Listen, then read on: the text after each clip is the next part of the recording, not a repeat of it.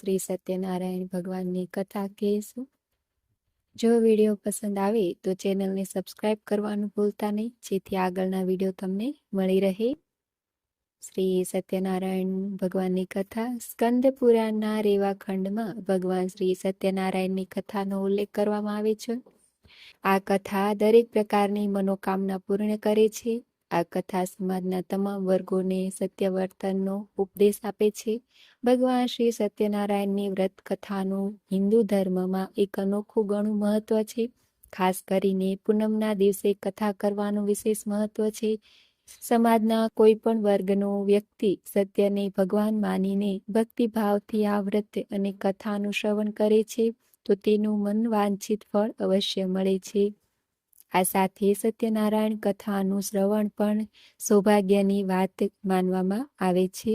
સામાન્ય રીતે એવું જોવા મળે છે કે સત્યનારાયણ વ્રતની કથા કોઈ પણ શુભ કાર્ય કરતા પહેલા અથવા ઈચ્છાઓ પૂર્ણ થાય ત્યારે સાંભળવામાં આવે છે. શ્રી સત્યનારાયણના વ્રતની દંતકથા અનુસાર એક સમયે ભગવાન શ્રી હરિવિષ્ણુ ક્ષીરસાગરમાં વિશ્રામ કરી રહ્યા હતા. તે જ સમયે નારદજી ત્યાં આવ્યા. નારદજીને જોઈને ભગવાન શ્રી હરિવિષ્ણુએ કહ્યું, હે મહર્ષિ, તમારા આવવાનો હેતુ શું છે? ત્યારે નારદજીએ કહ્યું, નારાયણ નારાયણ, પ્રભુ તમે પાલનહાર છો, તે સર્વજ્ઞ છે. ભગવાન, મને એવો સરળ અને નાનો ઉપાય જણાવો જેનાથી ધરતીના લોકોને ફાયદો થાય. આના પર ભગવાન શ્રી હરિવિષ્ણુએ કહ્યું, હે દેવર્ષિ, જે વ્યક્તિ સાંસારિક સુખ ભોગવવા માંગે છે અને મૃત્યુ પછી બીજી દુનિયામાં જવા માંગે છે, તેને સત્યનારાયણ ભગવાનની પૂજા કરવી અને કથાનો પાઠ કરવો જોઈએ. સુખદેવ મુનિજીએ કહ્યું કે આ સત્યનારાયણ, લીલાવતી, કલાવતી વગેરેની વાર્તા છે. આજે આ સત્યનારાયણ કથાનો એક ભાગ બની ગઈ છે. આ સત્યનારાયણ કથાનું મૂળ છે નારદજી અને વિષ્ણુજી વચ્ચેનો સંવાદ.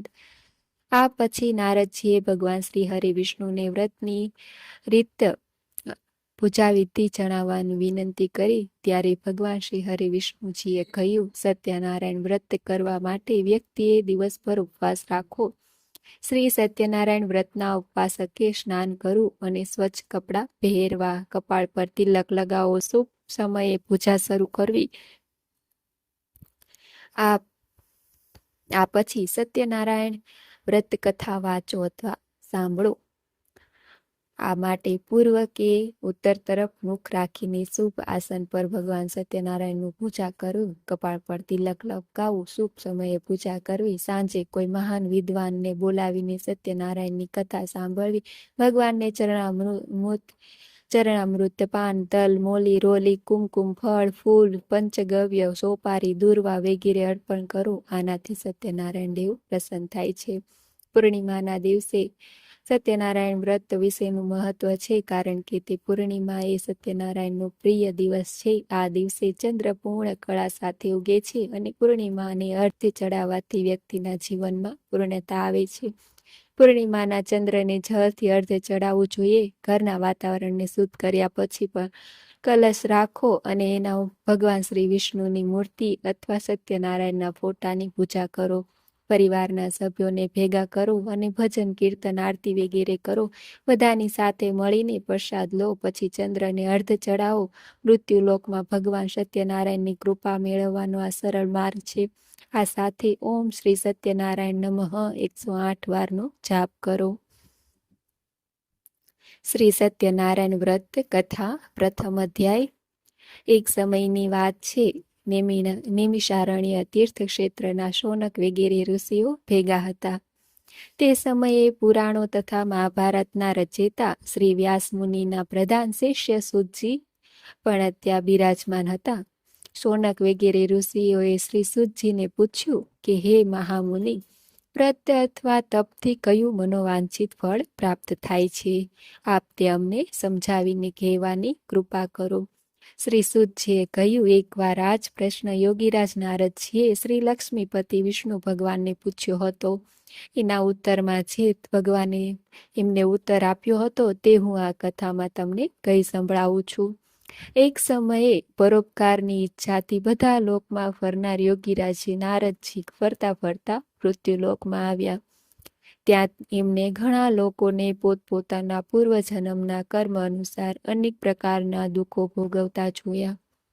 એવો કયો ઉપાય છે કે જેનાથી લોકોના દુઃખો દૂર થઈ શકે? એવું વિચારી યોગીરાજ નારદજી વિષ્ણુલોકમાં શ્રી વિષ્ણુ ભગવાન પાસે પહોંચ્યા.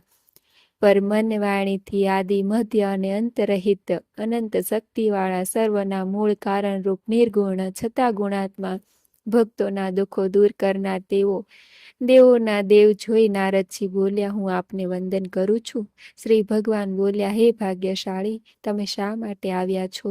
તમારા મનમાં જે કાંઈ હોય તે સંઘળું કહો, હું તમને બધું જણાવીશ.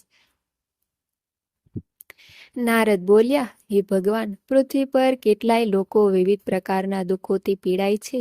એ દુઃખો દૂર કરવાનો કોઈ આપ સરળ ઉપાય જાણતા હો તો કૃપા કરીને મને કહેવાનું નમ્ર વિનંતી કરું છું. શ્રી વિષ્ણુ ભગવાને કહ્યું, હે નારદ, લોક કલ્યાણની આકાંક્ષાથી તમે સારો પ્રશ્ન પૂછ્યો છે. જે કરવાથી મોહ માયાથી મુક્ત થવાય તે હું તમને કહું છું, તમે સાંભળો. મનુષ્ય લોકમાં અને સ્વર્ગ લોકમાં પણ દુર્લભ તથા મહાપુણ્ય આપનારું એક વ્રત છે. હે વત્સ, તારા પરના પ્રેમના કારણે હું તને એ કહું છું કે એ સત્યનારાયણનું વ્રત છે. યોગ્ય વિધિ વિધાનથી વ્રત કરવાથી એ તરત જ સુખ મેળવી પરલોકમાં મોક્ષ મળે છે. ભગવાનના આ વાક્યો સાંભળી નારદ બોલ્યા, આ વ્રતનું ફળ શું?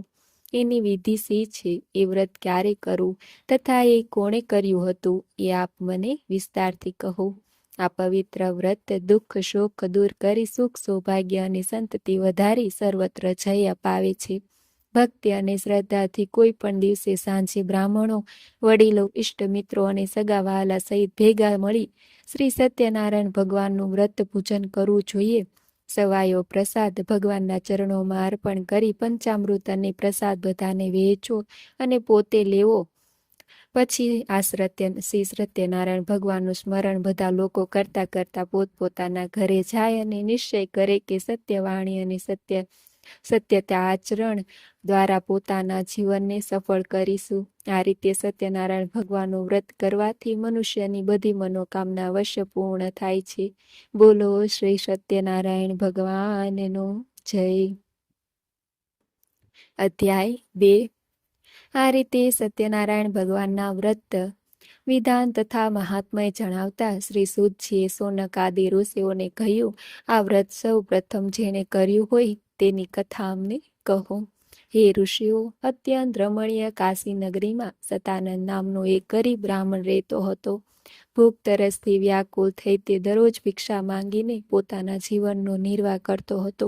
એક દિવસ જેને બ્રાહ્મણ પ્રિય છે એવા પોતે ભગવાન જ એક વૃદ્ધ બ્રાહ્મણનો વેશ ધારણ કરી એમની પાસે આવ્યા અને આદરપૂર્વક કહ્યું, હે પ્રિય, તમે અત્યંત દીન બની રોજે રોજ શા માટે ભિક્ષા માંગો છો?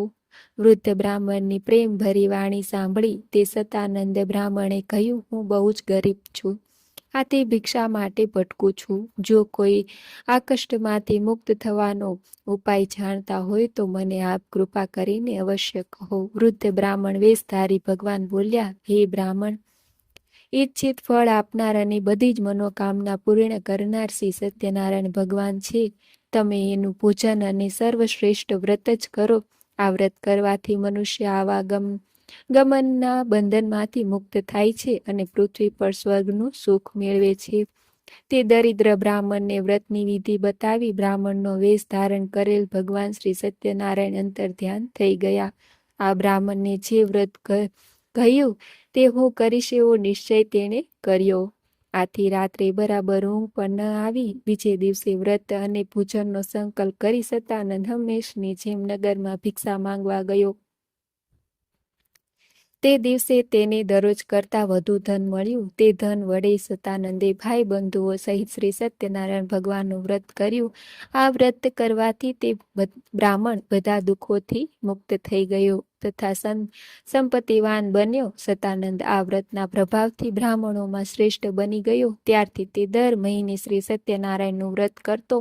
એ બધા રીતે દુઃખોથી મુક્ત થઈ અત્યંત દુર્લભ મોક્ષને પ્રાપ્ત થયું. શ્રી સૂતજી બોલ્યા, હે ઋષિમુનિઓ, શ્રી વિષ્ણુ ભગવાને યોગીરાજ નારદજીને જે કંઈ કહ્યું હતું તે બધું જ મેં તમને કહ્યું છે. બીજું વધારે તમારે શું સાંભળવું છે? સોનકાદિ ઋષિએ કહ્યું, હે મુનિ શ્રેષ્ઠ, અમને શ્રદ્ધા જન્મે આથી વધુ સાંભળવાની ઈચ્છા થાય છે. તે બ્રાહ્મણ ઉપરાંત બીજા કોણે પૃથ્વી પર આ વ્રત કર્યું તે અમને સાંભળવું છે, તો કૃપા કરીને અમને કહો. શ્રી સૂતજી બોલ્યા, હે ઋષિઓ, એક આ સમયે બ્રાહ્મણ જ્યારે શ્રી સત્યનારાયણ ભગવાનનું વ્રત કરી રહ્યો હતો ત્યારે એક કઠિયારો એના ઘર પાસેથી નીકળ્યો. તરસથી પીડાતો તે લાકડાનો ભારો બહાર મૂકી બ્રાહ્મણના ઘરમાં ગયો. તેને વ્રત કરતા જોઈને નમન કરી કઠિયારાએ પૂછ્યું, હે બ્રાહ્મણ, આપ આ શું કરી રહ્યા છો? આ કરવાથી શું ફળ મળે? મને વિસ્તારથી કહો. કઠિયારાની વાણી સાંભળી બ્રાહ્મણે કહ્યું, બધા ઈચ્છિત ફળ આપનારા શ્રી સત્યનારાયણનું વ્રત છે. એની જ કૃપાથી મને ધન ધાન્ય દીપ સર્વ પ્રાપ્ત થયું છે. તેની પાસેથી આ વ્રતનું મહાત્મય જાણી કઠિયારો ઘણો ખુશી થયો. કથા અને પ્રસાદ લઈ પાણી પી લાકડાનો ભારો માથે મૂકી હું પણ આ વ્રત કરીશ એમ વિચારી નગરમાં એના સદભાગ્યે જ્યાં ધનિક લોકો રહેતા હતા ત્યાં પહોંચી ગયો. તે દિવસે તે કઠિયારાને તેના લાકડાના રોજ કરતા બમણો ભાવ મળ્યો.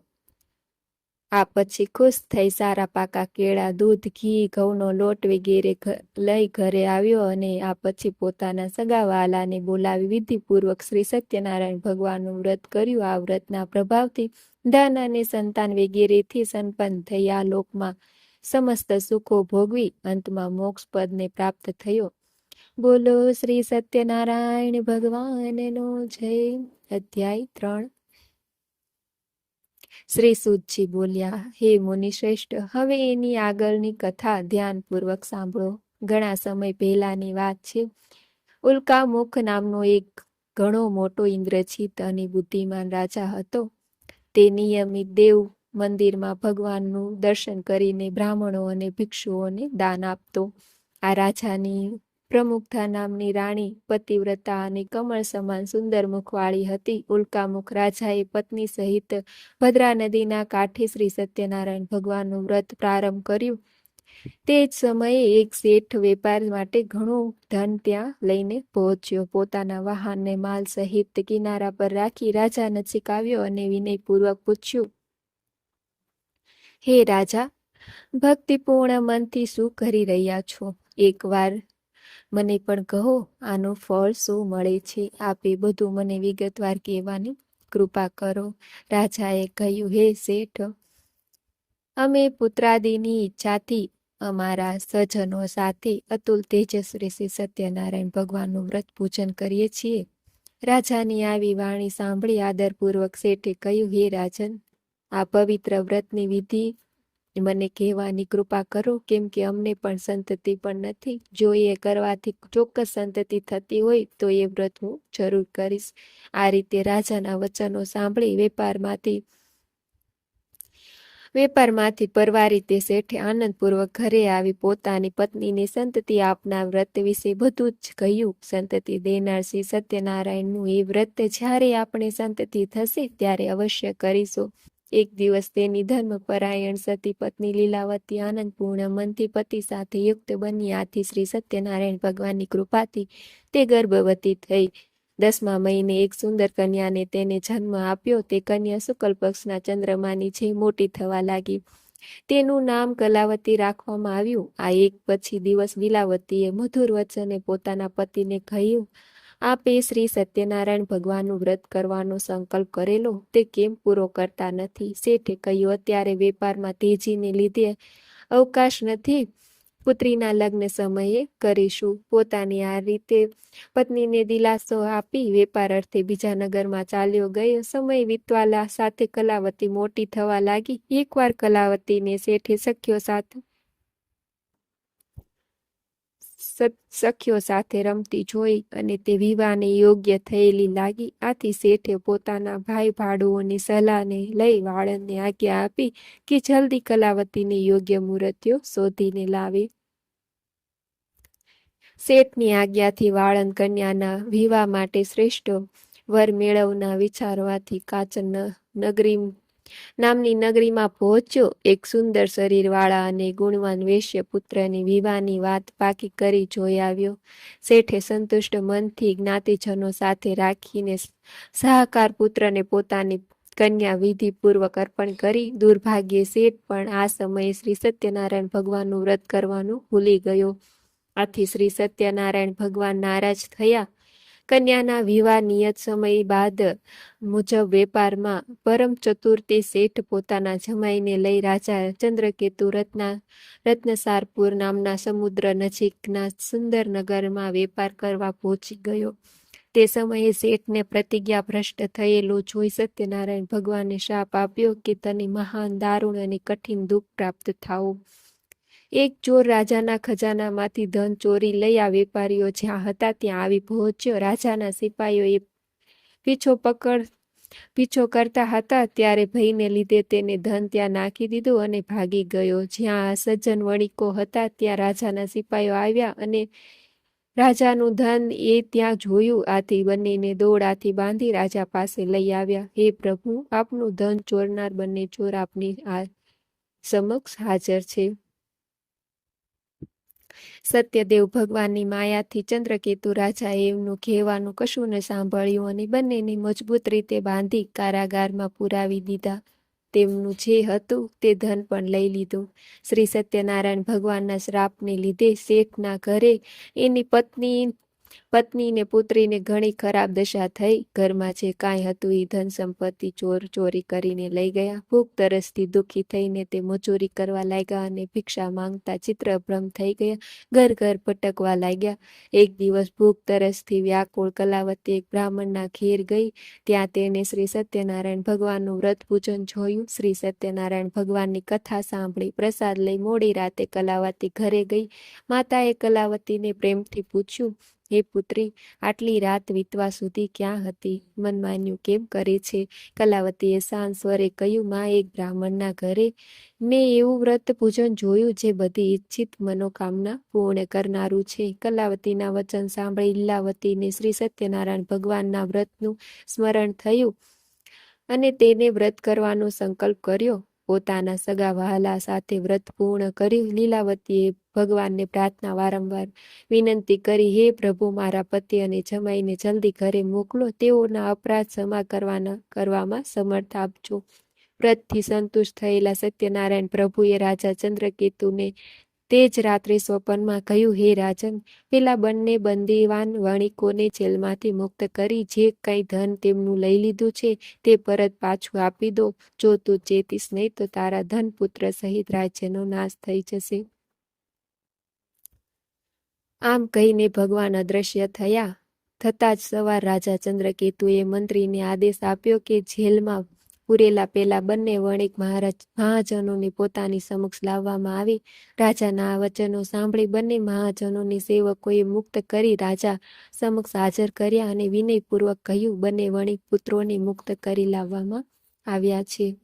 બંનેએ રાજા ચંદ્રકેતુને નમસ્કાર કર્યા અને પોતાની સાથે બનેલા આગલા બનાવને યાદ કરી બંને જણા ભય વિહ્વલ બની મૌન રહ્યા. ત્યારે રાજાએ કહ્યું, તમને આ દારૂણ દુઃખ વેદના પ્રકોપને લઈને ભોગવવું પડ્યું. હવે તમારે કોઈ પણ ભય રાખવાનું કારણ નથી. હજામત તથા સ્નાનાદિ કરાવી વસ્ત્ર અલંકાર આપી તેમ એમની પાસેથી લઈ લીધે ધનથી બેવડું ધન આપી રાજાએ તેમને સંતોષ્યા અને કહ્યું, હવે ખુશીથી તમે તમારા ઘરે જાઓ. રાજાને પ્રણામ કરી, આપની કૃપાથી અમે હવે આરામને ઘરે જઈશું.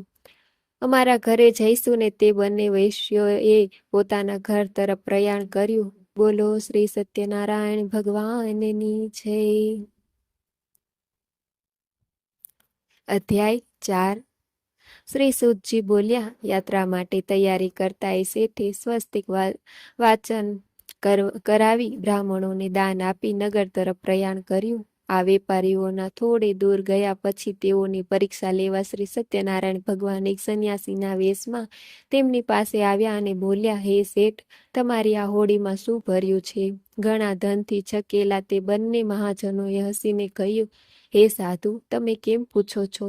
તમે શા માટે ધનની ઈચ્છા રાખો છો? અમારી હોડીમાં તો વેલા પાંદડા ભરેલા છે. શ્રી સત્યદેવ ભગવાન આ વેપારીઓની કડવી અને મિથ્યા વાણી સાંભળી કહ્યું, સારું ભાઈ, તમારી વાત સાચી પડો.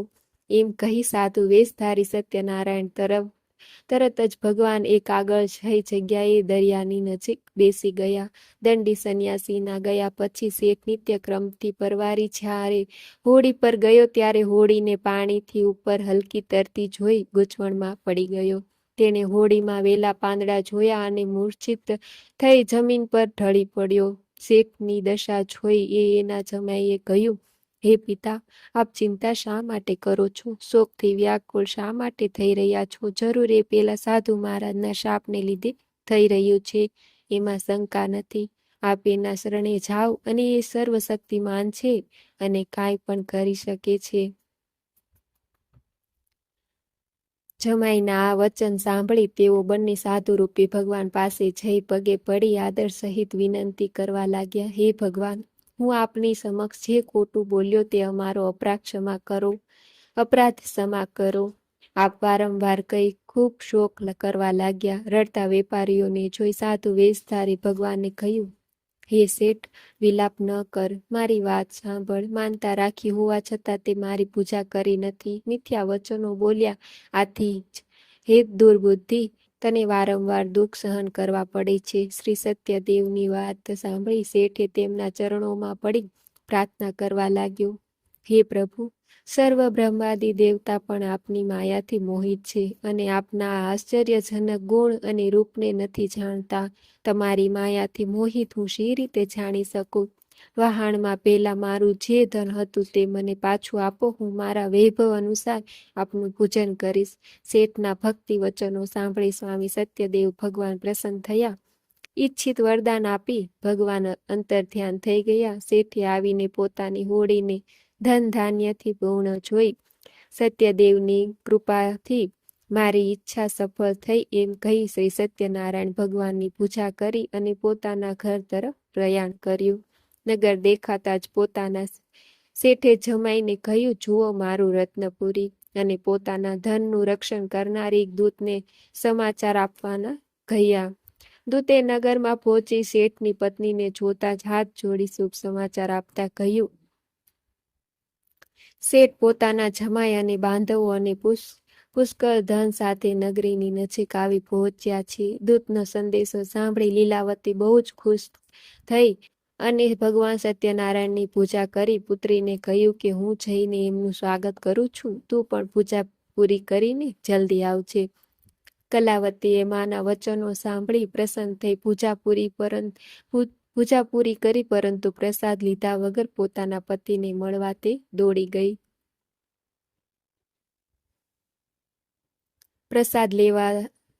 પ્રસાદ ન લેવાથી ભગવાન સત્યદેવ નારાજ થયા. કલાવતીના પતિને એને હોડી સહિત અદ્રશ્ય કરી દીધો. કલાવતી પતિને ન જોતા તરત જ શોકથી વ્યાકુળ થઈ ગઈ, જમીન પર ઢળી પડી. કન્યા કલાવતીને બહુ જ દુઃખી અને હોડીને દ્રશ્ય થયેલી જોઈ શેઠે મનમાં વિચાર્યું, આ તે કેવું આશ્ચર્ય! હોડી ચલાવનાર નાવિકો પણ સૌ ચિંતાતુર થયા. પોતાની પુત્રી કલાવતીની સ્થિતિ જોઈ લીલાવતી ગભરાઈ ગઈ, પણ ખૂબ અને અતિ દુઃખથી વિલાપ કરવા લાગી. જરા વારમાં જમાઈ સાથે હોડી શી રીતે અદ્રશ્ય થઈ ગઈ? કોણ જાણે કયા દેવની અવગણના થઈ? હું કશું જાણી શકતી નથી. સત્યદેવનું મહાત્મય જાણવા કોણ શક્તિમાન છે? આમ કહી લીલાવતી પોતાના સ્વજનો સાથે વિલાપ કરવા લાગી. પોતાના સ્વામીના નષ્ટ થવાથી દુઃખી થયેલી કલાવતીને પછી લીલાવતીએ ખોળામાં બેસાડી ખૂબ રુદન કર્યું. કલાવતીએ પાદુકા લઈ પતિની પાછળ સતી થવાનો મનસૂબો કર્યો. કન્યાની આ દશા જોઈ અતિ શોકથી સંતપ્તે ધર્મવિદ સજ્જન વણિક પોતાની પત્ની સહિત વિચારવા લાગ્યો, આ ઘટના કયા દેવતાના કોપને લીધે બની?